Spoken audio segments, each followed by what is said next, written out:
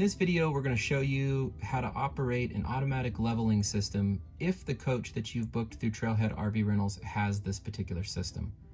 First thing I would always say is always consult the manual before operating the system. It's very easy to break an RV or the system itself if you don't follow the proper steps. We'll show you some things you need to do outside. Before we do so, I want to show you on the screen how to easily operate this system. Now, the first thing you would do is you would push power, and then when you're all set, you would just push automatic level. You should never have to make any adjustments to these, as the coach has a built-in leveling system that will automatically find the proper level for that coach. Once it is done, then you would just push power again and the system would be turned off.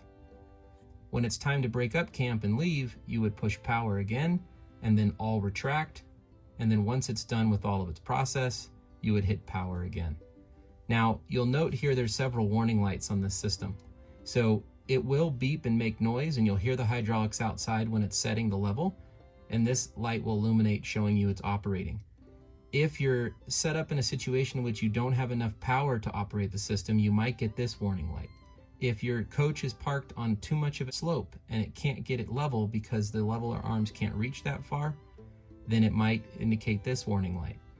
In order to operate this system, the manual tells you have to have the ignition on the coach, and you also have to have the parking brake set fully to the floor. If either of these two options are not set, the system will not level. Again, you should never have to touch any of these adjustments of these four, which would mess up the calibration of the unit itself.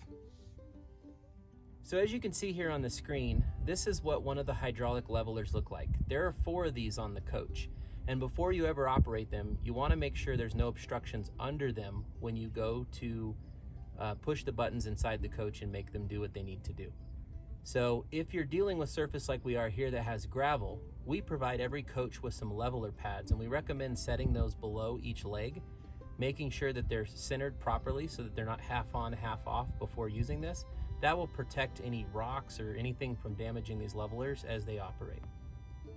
Now, levelers, I'm sure a lot of you are thinking, could become a problem if you went to turn on the ignition and they're still down and thought you could just drive away.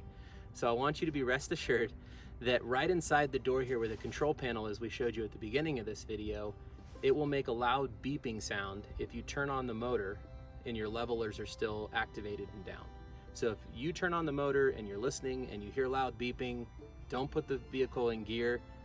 Track down where that beeping's coming from. In this case, it'll be right here. It'll remind you to go ahead and retract those, and then you're on your way.